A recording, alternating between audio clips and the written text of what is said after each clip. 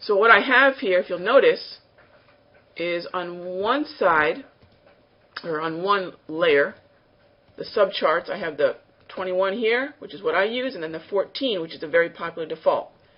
Now, what I need you to do then is go and identify where the market is moving choppy. So let's grab that section there. Let's grab that 2 to 4 there.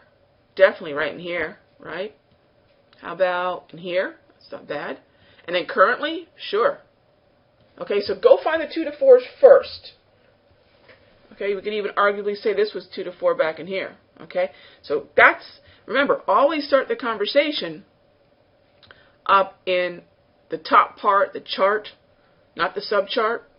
Now we'll go to the coordinating 21 and 14. So there's my coordinating 21 and 14 for that section of the chop. Okay, I drop down here. And I probably could have just drawn that all at once as I was drawing the sections that were choppy. So I'd be lining up perfectly. So basically I could have just done like this to begin with. Okay. All right, now what I want you to notice is take a peek at what's going on the 14 and what's going on the 21. So in this choppy area here, one, we have to have a level at which we feel that the market could exhaust. This, what it might have been moving choppy, but did I have a floor or ceiling that was reliable enough for me to set up a fade here? No, I don't believe I did. So it really isn't all that easy to use this one. So I'm not even going to say that was a tradable one. So moving on. How about here? Okay, I had some nice resistance that was fairly predictable that started coming in around this area. Okay, boom, boom, boom, boom, boom, right? My 21 never got there, did it? It was well short of the 80 level. If you notice here, starting at about this point, straight up, that's where it started flirting with 80 on the 14. Flirting with 80. So notice that on the 21, it filtered this potential fade, if you're thinking about it, out. The 14 barely confirmed it. Barely. Here's another one. Better, more, longer chop. All sorts of resistance in this area. Now, notice the difference here. On the 21, it didn't confirm it as overbought till this point here. So you wouldn't even be thinking about shorting. Now notice from this point on, from the very first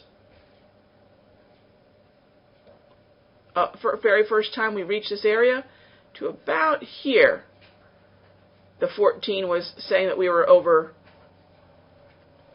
overbought, when in fact it extended just for a little while longer with the 21. So I'd say they were both pretty good there. So what you'll notice for the most part is the 21 filters things out. That's what I want my filter to do. I want things to be filtered out. Now sometimes when the market really has taken a pretty decent chop, you'll see both of them are looking almost identical. Okay? So I do want you to remember that if you are going to go away from a more default setting like a 14 and you're going to start using something different like I do, notice at least for a while what the differences are. And if it really is an improvement over the default, because the default has one advantage, it's more psychologically relevant. Okay? Again, 104 had all sorts of resistance here, major psych level, and then the way we looked at it was for a rollover, wave reversal. So quick little discussion about stochastics, and not just particularly about stochastics, but anytime you are going to deviate from a default, understand why. Just don't do it to be cute. I see way too many people out there talking about these cute little settings without having tested it and without having really shown why this particular setting is so much better than what the default would have been. Now, in situations like my wave, there isn't really a default, is there? There really wasn't any such thing as a wave. In fact, as I was learning how to trade, never once did I see a ribbon or a set of moving averages set on a high-low close to purposely produce a footprint of dynamic support and resistance and a way to assess the direction of the market and gauge the slope and gauge the strength or weakness of the trend. That just really didn't exist. Moving averages, exponential moving averages, of course did, but the way in which I used them did not. So there really wasn't any kind of default that I had to test against. I was just looking for a trio of moving averages with a nice visual footprint, the ability to have dynamic support and resistance within the context of a trend. And if I were to step back and look at it, would it point in a direction that was reflective of the underlying market trend, a la Charles Dow? So if you're kind of inventing something of your own in that regard, again, I've read plenty of technical analysis books, and I've never seen moving averages used in the way that I used them on a high-low close like that. So I really was working from a different perspective, not one where I was trying to take something that was already well used and changing it. So know the difference, okay?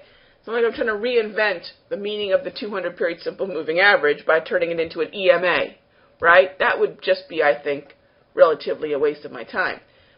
The 200 DMA, the simple, is already very well followed, already very effective. So all of us get tempted at some point to tweak, understand how to tweak, and why you're tweaking it, to what end.